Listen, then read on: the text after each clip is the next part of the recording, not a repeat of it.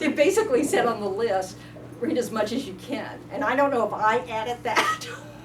It's on the original list. He's taking the test, so he has to read everything. So you'll get an email from me that has it has some readings attached, and has some meditations attached, and then has all sorts of suggested reading. It's for the person, well, all the suggested readings, of course, are just to let you know what other things might be of interest if you happen to find interest in this topic. And those who are taking tests have to read them. So I loaned Anthony my books because he's taking them. So how to begin? So you might want to take a moment, first of all, to think about why you showed up tonight, and then try to really come up with an intention for your mind, of using your time well that matches up with the reason you came. So like if you're curious, then you want to use the intention to listen well. Otherwise you won't fulfill that curiosity. You'll just have shown up and maybe you were curious about what a Buddhist room looks like, and so you fulfilled that. But if you're curious about Tibetan Buddhism, you won't have achieved that. So it's really helpful to always remember why you're doing something, and then just take a moment to really be intentional about what how to apply yourself during that time of that activity.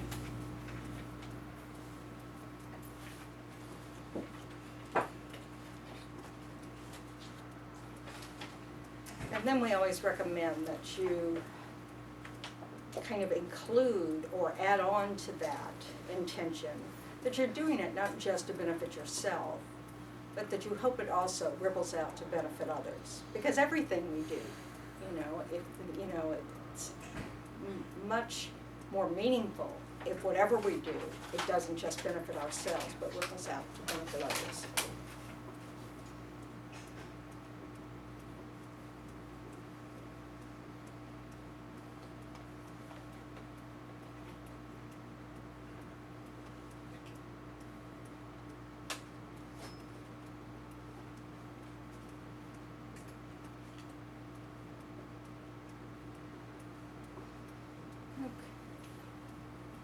All right, I looked up worship because I just could not look it up. So it's a feeling or expression of reverence and adoration for a deity, like a god, so a divine being, I guess, is what they mean by deity there.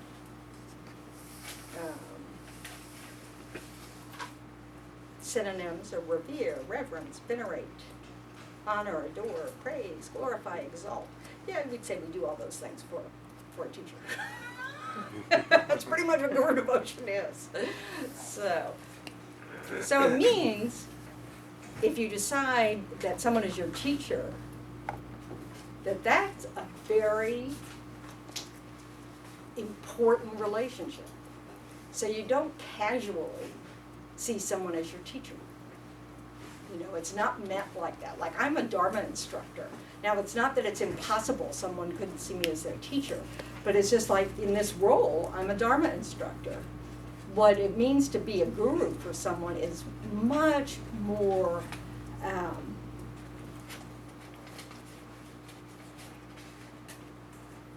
interactive than that. More profound. Well, yeah, but that doesn't mean you have to know that. It could be more profound. Like a role model? Oh, it's more than that. It is like a role. That's a quality. But when we're going to go over those things. So not anybody that you take teachings from on the Dharma or learn from for the Dharma is a teacher in the sense of a guru. Now, root guru, we also bandy that phrase about. A root guru is a person that seems to have really moves your heart towards the Dharma. That for whatever reason, some people just have a connection with someone immediately, and that's explained as being a connection from past lives. But others, it arises over time. And many of us, I'm sure, have, read books by certain teachers, like, His Holiness the Dalai Lama or Thich Nhat Hanh, or who's the Zen master? Camera. So, you know, and you might have, you know, you might just have such an affinity for the words, you feel a really strong connection. You know, and that might be, this Ruku is more like heart, like this heart teacher. So, just to confuse the picture. So now we're all sufficiently confused? Okay. Ready to begin.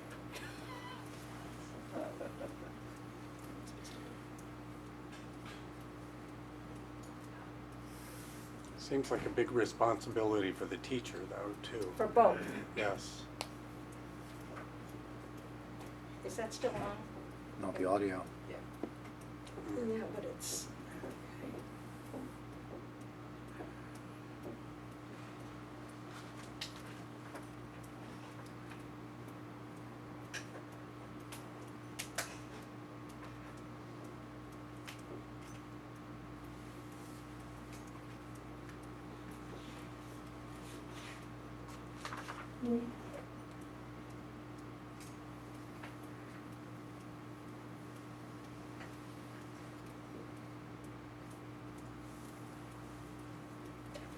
Yay. Now we all celebrate.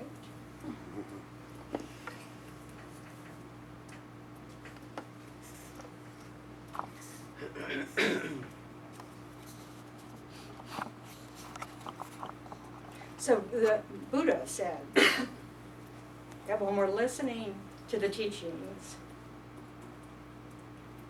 what we want to rely upon are these four things. So we want to rely on the teacher's message, not on the teacher's style. I think this came up a lot in the monasteries where students would be told, like, your teacher's job isn't to entertain you.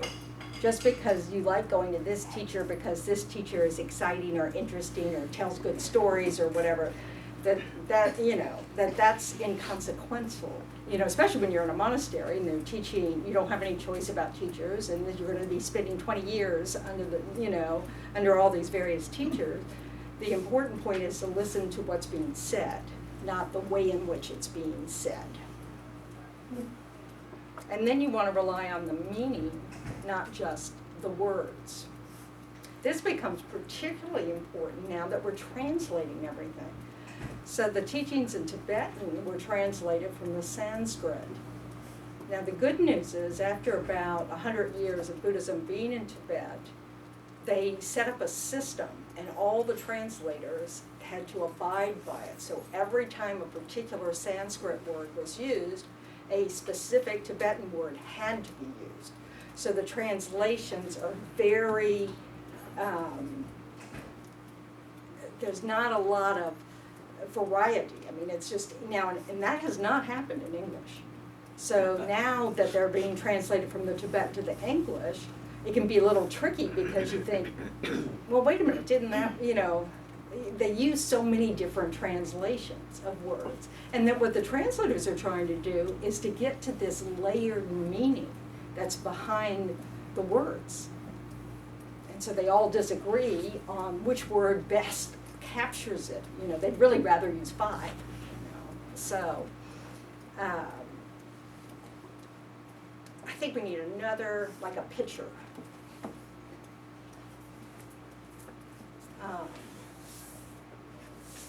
Then you want to rely on the real meaning or intended meaning, not the provisional meaning.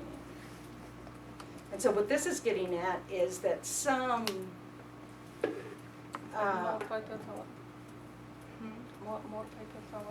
maybe, yeah. Getting tricky here.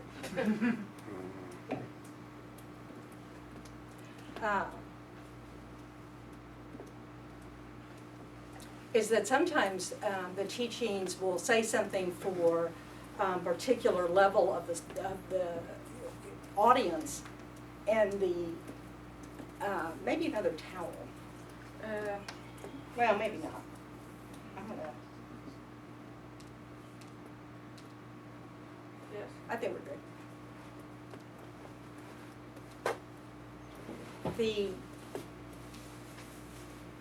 So you have to, this is one of the reasons why you need a teacher to understand the teachings, because you know, without having read all the teachings, it can be kind of difficult to know when something is a definitive teaching and when something is provisional. Well, this is not to worry about at this stage, but. So like there's one teaching, and this is the classic example, there's one teaching where the Buddha tells a student that you have to kill your mother and father. And this is after a king killed his mother and father. And in order to help the king not go kill himself, basically, metaphorically, the Buddha was explaining that, okay, you know, sorry, we may be hopeless at this point. We may need a much bigger bucket.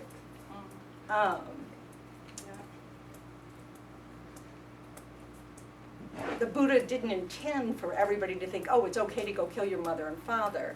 It was just a temporary teaching or a whatever. You can put those back in here.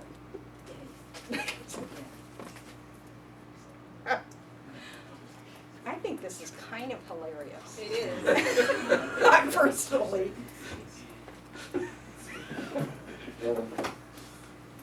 I'm scooching over a little bit. I'm just curious about the karma that's going on. Do you want to just use a chair or something? Yeah, because it's much too complicated if I can't even move over because I'm too heavy. I'm not gonna fall, I have 7 inches over there.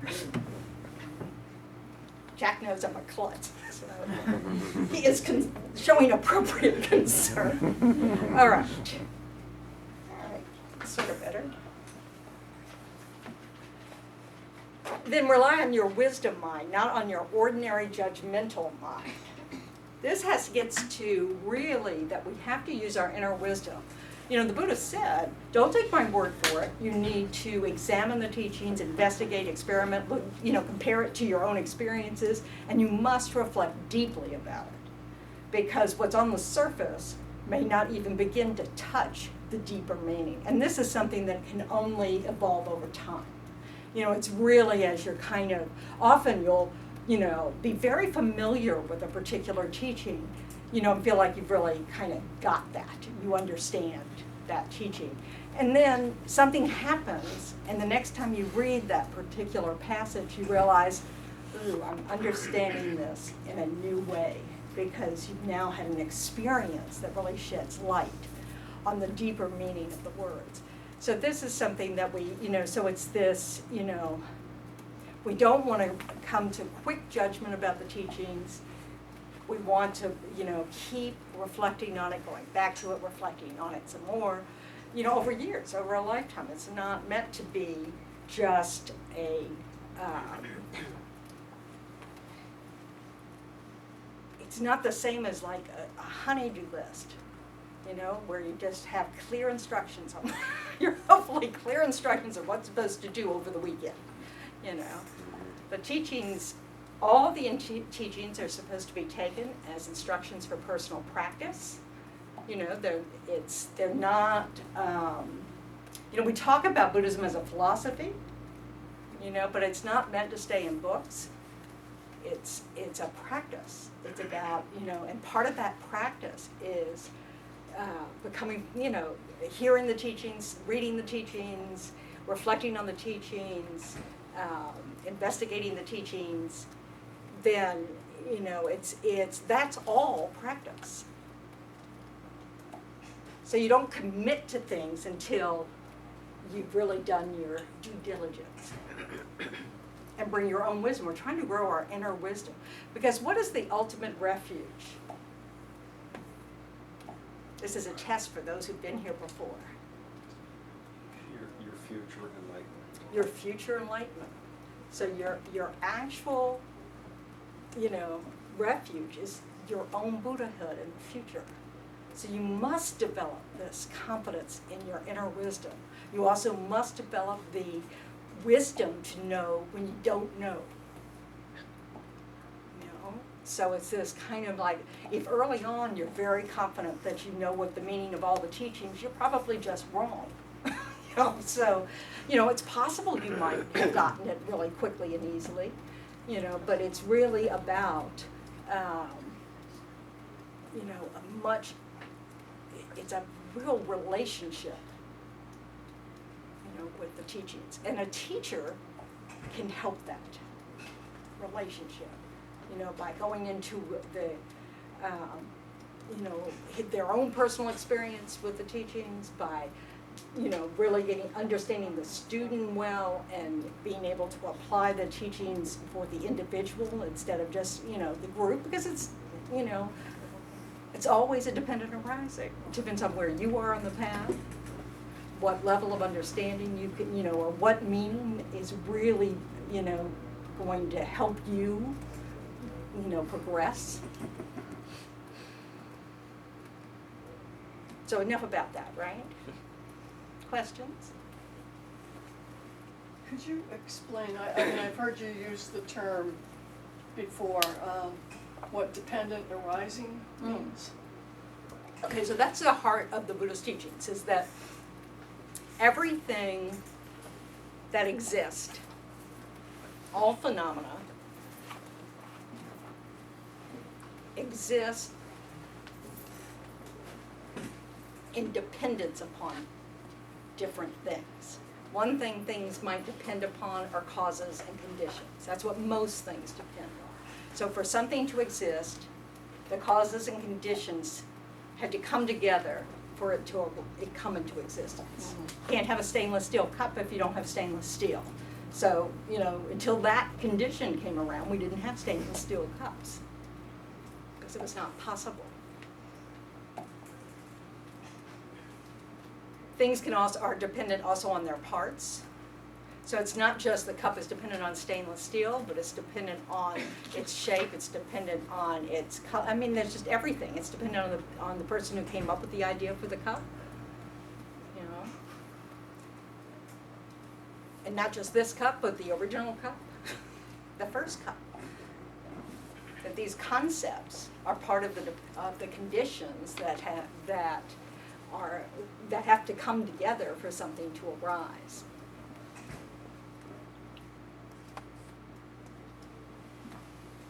So that everything that we experience is a dependent arising. And we can only experience it if all the causes and conditions have come together for it to be present. Just for all of us to be here tonight, Right. Countless. We couldn't possibly come up with all the causes and conditions, because it comes back when you really keep investigating, and this is a good meditation to do, is to sit there and think of all the things that would have to come together for you to be in this room. And you can't leave out your parents. Yeah. Where does your free will apply to that? Because in every moment, we choose how to act. That's what setting an intention is about. So it's not, of course there's free will, because, we decide. I decide to use these paper towels, even though I'm totally against the use of paper towels, because I prefer to waste the paper towels than to be wet. So it's a very selfish motivation. So, but it's, it's a choice I'm making. We have a choice in every moment. We don't have a choice on what causes and conditions came together. That's too many. There's so many causes and conditions that come together, but how we respond to what's arising right in this moment is a choice. Now, mostly we feel out of control because we are running on habit energy. So what we do in every moment, how we respond in every moment, is pretty much being led by our habits. So if certain conditions arise that we just don't like, we're not comfortable with, we have a tendency to, have aversion arise. We respond with aversion. So that's in general what dependent arising is. But the most subtle way we're dependent is we're dependent on language and conception. So we have to have a concept of something. You know, if we didn't have hands and an opposable thumb or whatever, you know, we probably never would have drunk out of cups. So we wouldn't have conceived of a cup. Cups exist due to the causes and conditions, one of which is the shape of our hands. You know, dogs and cats are not likely to invent it because they couldn't use it if they tried to. You know, so okay. I have no idea what's next. Okay, the meaning of guru. So gu is short for guna, meaning good qualities. Ru stands for ruchi, which is a collection, so it's a collection of good qualities, guru. Gu also stands for guya, meaning hidden, and ru for rupa, which means body. So this is where it's getting at the weighty qualities, the hidden qualities, the deep, profound qualities of a teacher. And rupa, the form body, you know, that this is a teacher arises in the form that we can see, you know, a person. And U stands for Uttara, meaning supreme.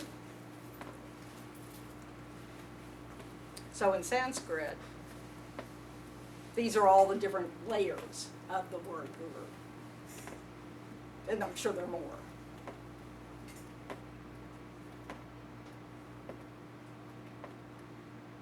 Lama is the Tibetan word for guru. La means unsurpassable or sublime. Ma means mother, like it does in almost every language.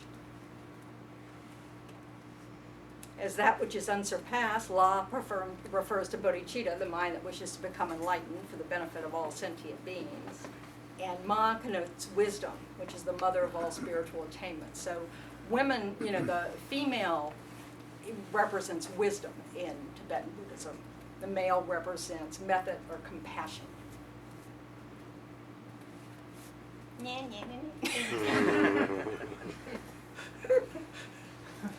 And it has nothing to do with that. This is what we do, though. We jump. Let's leap.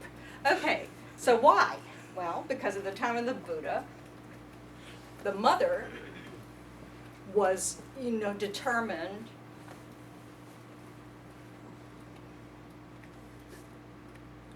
who determined lineage back in the day? The family. Mother. Nope. The father. Okay? So the father established lineage. The mother bore the child. It's obvious it was her child. So, you know, and so it's what distinguishes the different traditions in Buddhism isn't wisdom. Everybody has to realize emptiness. Everybody has to perfect wisdom. It's method that distinguishes them. So the father represents that lineage. And the mother represents wisdom. The mother is what is the same in all traditions. It's the same wisdom. But the Mahayana tradition emphasizes compassion as the method. This bodhicitta mind. That's why it's surprising. You would think that the mother would be the compassionate one, or would represent compassion. It seems the opposite. Well, they do think women are the more compassionate ones. So yeah, so it has nothing to do with that. That's my point. This is why you need teachers. That's true of Theravada? You're going to guess. That's true of Theravada as well? I don't know. That they want to achieve emptiness or wisdom? Oh, yes, they absolutely. You can't be liberated without understanding how things exist So is that considered nirvana? for them. Yeah. And that's considered enlightenment. It's not Buddhahood, according to us. And it's not bodhisattva. No, they do have bodhisattvas, though, in their tradition. Bodhisattvas in their tradition are beings who do not become enlightened in order to just keep helping people. Because to them, enlightenment means that you cease, your mind ceases. So you can't help others. So it's a different tradition. I'm not an expert on Theravada Buddhism, so don't encourage you to ask me questions about Theravada Buddhism. 'Cause, you know, go to a Theravada, because it's, yes, Graziella. Just a question, where does guru come from? What is non-Tibetan? Where does guru? It's Sanskrit. It was a language of the time of the Buddha. Oh, thank you. I'm Pali. I don't know what it is. I mean, it's very similar to Pali. Okay. In astrology, Tibetans are big into astrology. I know nothing about it. It's a whole nother science. But it's La is the life spirit force within each person that empowers or enables the individual to organize and to keep together his or her affairs. So that's another meaning of the word La in their language. And then the Prajnaparamita Sutras are in English the Perfection of Wisdom Sutras, the Heart Sutra, which we have recited. Sutras are often called the mother of all the Buddhas, since mastery of them gives birth to enlightenment. I don't know why these go together.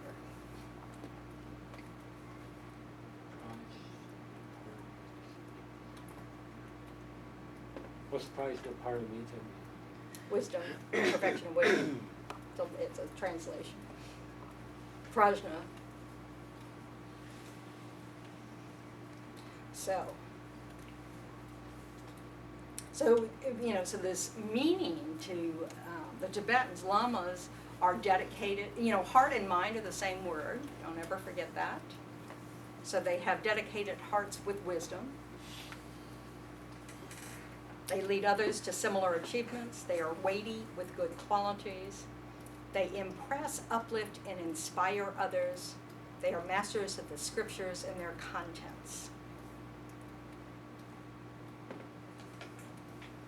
And they combine their wisdom with all aspects of method. They nurture their disciples and raise them to be mature spiritual adults. So it's a relationship. They also use the term, Lama Gupta is usually a monk that's a tantric ritual master, and it's just the title they give them once they know really how to do all the rituals well. Like Lama Zopa Rinpoche travels, one of his attendants is a Lama Gupta, which is really handy since Lama Zopa Rinpoche at any time of day suddenly decide to do some ritualistic practice. And so fortunately has a Lama Gupta right there who'll know all the things that are needed in order to do that practice. Because Rinpoche will do pujas at all times of night. If he, gets an email that says so-and-so is sick in such and such country, he'll do a puja right then. He's always practicing for the benefit of his students. So, so Lama Gupta, so we can't assume that just because they're using the word Lama, it means in this context, and doesn't help anything, but it's a fact. It's also the synonym for a monk in Lakta or Mongolia. They usually call all monks Lama, and you'll see that in Tibetan as well. They'll call monks Lama. They never call nuns that. It's not done.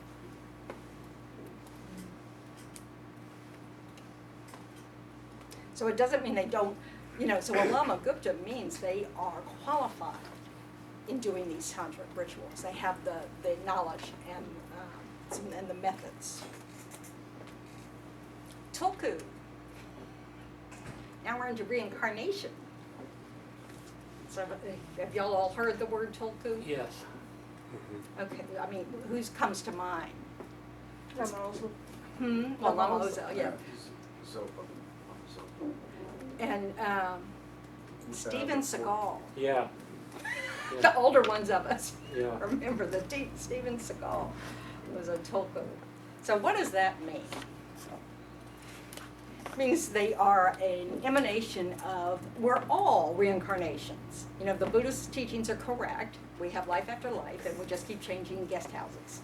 So It's not that we don't, we're all of that. What it means when they talk about reincarnations or tulkus is that they're recognized as a particular person from a previous life. Usually a teacher, but not always. It's also a term, so as you develop realizations and levels of mastery in Tantra, highest yoga Tantra, in, Kama Bhading, when you develop plans, that you have these skills that you don't have before then. And in Tantra and on the Bodhisattva path as well, you are able to emanate other bodies.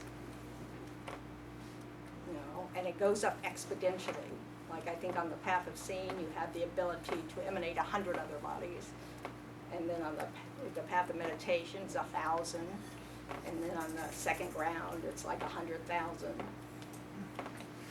Yeah, it's like, so, just to kind of keep going with this, blow your mind attitude, information. So, tulkus are the reincarnations of highly advanced tantric practitioners, but not necessarily great spiritual teachers. This is important to hear, okay? They don't have to have been monks or nuns. They don't have to be monks or nuns in this life. They may have been lay meditators who lived alone in caves as hermits. Only a tiny fraction of the founders of Tulku line, so it's an actual lineage, comprise enlightened beings. The majority of Tulkus still have negative karmic potentials in addition to a vast network of positive merit. But they are not liberated or enlightened. Steven Seagal. Like hence. Yes. All right, so it is possible that because of these potentials they've gotten within their lineage, that they may advance quickly, if they land in the good circumstances for those things to happen. But it's also possible that they become, what did Ozel Rinpoche say about his youth? He said he's not a lama, he's not a... Yeah, but what did he say about himself as a youth? Oh, he was horrible. That he was a brat. Mhm. And they bring that up, that often because of how recognized reincarnations are raised, they can often become very arrogant. It's like being raised, it's like being born to the, a powerful, wealthy family. Entitled, all of those things. And they are treated that way. So it's sort of like you get what you've set this scenario up. His Holiness says he was just terrible as a toddler. He'd stand up on the chairs, and declare himself, as like, I'm the one everybody should be serving at home before he was recognized. So, here you go. So I have a question. I don't understand how the tulkus, how they realize who they are. Okay, well, we'll get to it. Oh, okay. So, all right, so this, so depending on their circumstances, their potentials ripen in different ways. Why? Condition. Karma. Karma. What was your question? Dependent arising? Dependent arising. It's all dependent arising, on causes and conditions. This is important because lots of people are seduced by the exotic nature of getting involved in a religion of a different culture. And that's not going to serve you well, because that's not the point. So we really want to understand that, we don't need to be just awed because someone has a certain title or certain, we want to, we need to investigate further than that.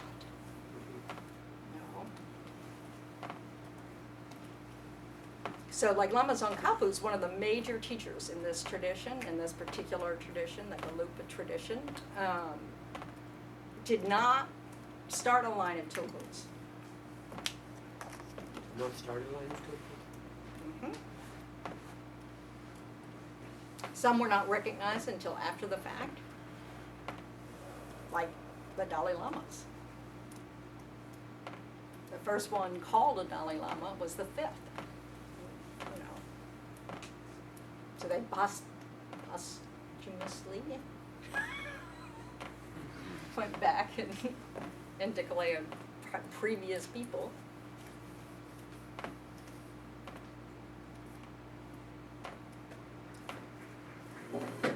But this is what happens for a line of tulkus.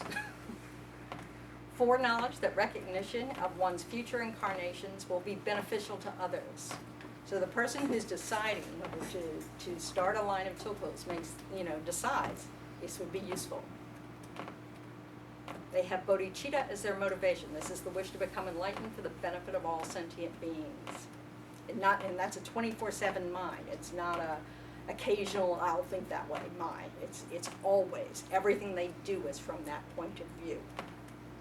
They have the sincere prayers to take rebirth in a form that's beneficial to others, which will be recognized as a tulku.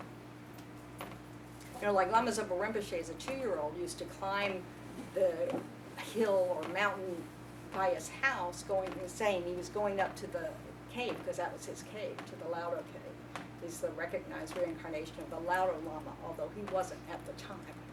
That came later. A certain degree of mastery of the first stage of the highest class of Tantra, so that's the generation stage. That's sort of like you could, that's the beginner stage. Although you have to have mastery of it, so you master it, sort of the beginner stage. And this is why you can generate these emanations. Last night I spoke to someone who told me that she was aware that there are certain, people in Buddhism that